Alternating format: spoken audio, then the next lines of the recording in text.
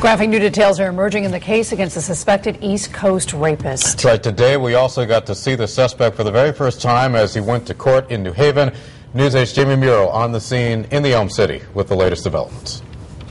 Aaron Thomas probably had no idea that when he walked out of this courthouse last week for a completely different charge, that police were tailing him, following his every move.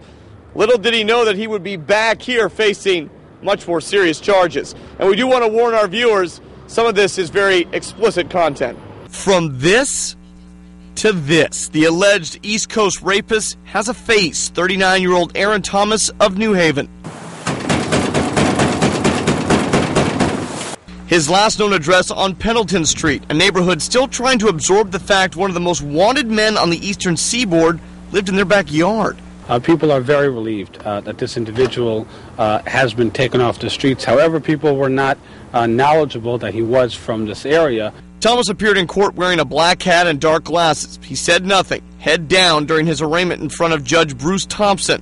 A $1.5 million bond wasn't the shocking revelation today. The cruelty of his alleged rape in Connecticut is deeply disturbing.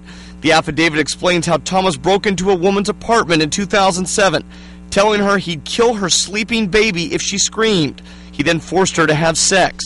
But thanks to a tip in Virginia, police began tracking Thomas here in Connecticut, following him here to court last week, where he faced a judge on a larceny charge. The final break in the case really came here. The affidavit says that Thomas left the courthouse, came over here to the bus stop, and he had been smoking a cigarette, and then threw it on the ground, and then walked back to the courthouse. Well, the officers that were tailing him grabbed that cigarette butt, took the DNA from it, and matched him to several sexual assaults. Prosecutors say Thomas asked investigators, quote, what took them so long, and added he has a Dr. Jekyll and Mr. Hyde personality when it comes to women.